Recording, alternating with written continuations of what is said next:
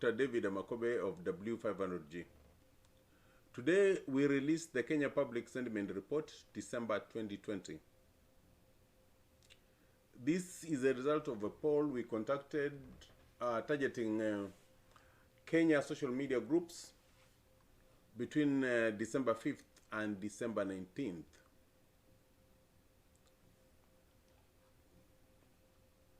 We asked questions that we wanted questions answered, specifically the ones we wanted people to understand what people felt was how the Kenyans feel about the Building Bridges initiative and how they feel about Dr. Ruto as their next president, and whether both Honorable Raila and Honorable Uhuru should retire from politics or continue participating. The question of whether dynasties, meaning the children of former presidents and former politicians ruling the country, was also put to the respondents. We also asked the respondents what they thought about the gender law.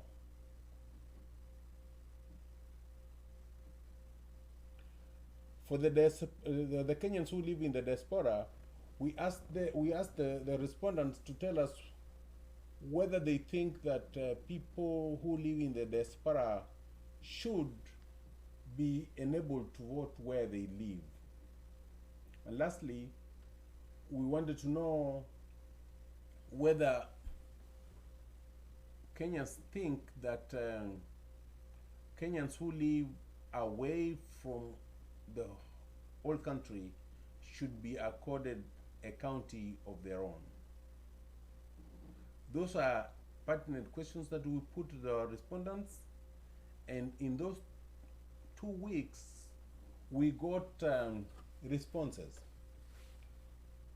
I would like to say that the results of polls, like any other public engagement tool, may not be representative of the population. It is more a representation of the respondents at that particular time. And perspectives change with time. So polls just give us a guide as to where the people who responded to the questionnaire were at the time they were filling the poll. But it gives us a guide or a baseline from where to start. Unlike any other public engagement tool, if you didn't participate in it, just like an election, if you don't participate in an election, you are agreeing with the people who are elected. And if you don't participate in a poll, you are unfortunately or fortunately bound by the opinions of the people who respond. It so happens that baselines, norms, and policies in society are normally set by the vocal minority for the silent majority. That's why it's important for everybody to participate in this in these polls when you get a chance. Now I'll go through the summary of what we found. That summary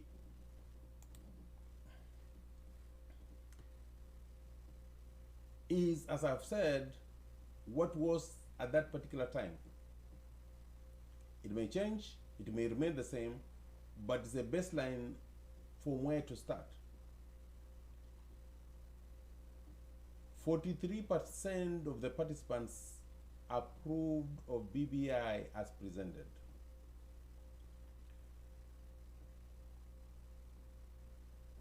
But 14% of them completely disapproved of it. And the other 14% slightly approved. So if we add the 14% who slightly approved and the 43% who completely approved, we get that we have almost 57% of the participants approving of BBI as presented. So if BBI, the question was put to the Kenyans during that time, it would have got approval by 57%. As a policy matter, we think that the proponents have the public sentiment on their side.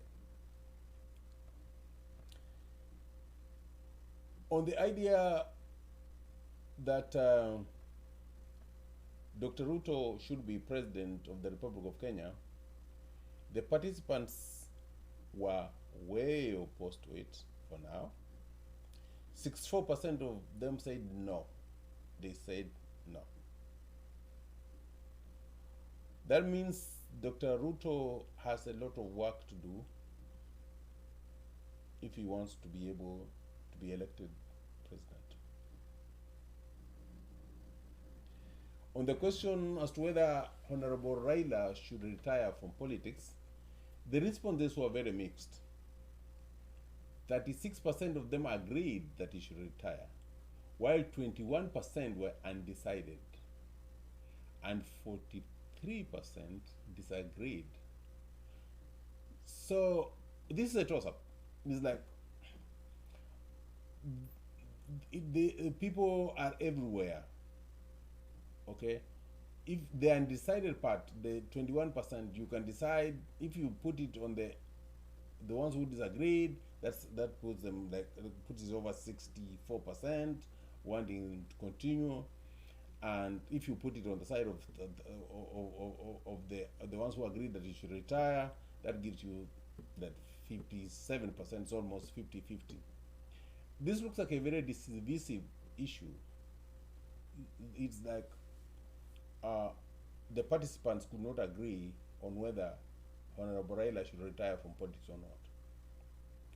On the question whether President Uhuru should retire from politics, the participants were certain that he needs to retire.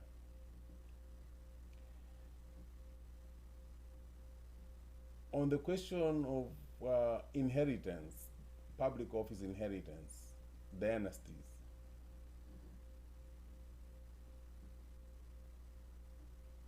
that was a 50%. 50% is a sort of a divisive issue as well. It seems that basically half the respondents thought, well, it doesn't matter, and half said, well, it doesn't matter. So that is another issue that basically is seems to be dividing the country into half. So that's what we found in this particular sentiment report in the month of December. We shall keep